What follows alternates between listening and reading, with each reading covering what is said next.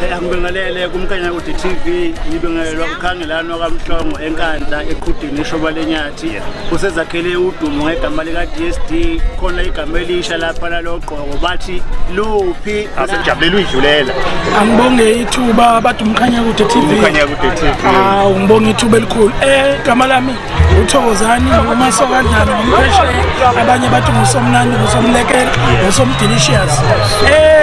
Leni ungangeni kule channel ephethe indaba eyishisa igama lami ngovusi Mavusana kwi channel ehamba phambili umkhanya kude TV bafowethu inkulu indaba lapha nawe ingane zakwethu kucishe kwavala ngehlahla ke lapha nawe ingane zakwethu umalume kade ethwela abafundi wengane zakwethu itekisi ehlule kuyilawula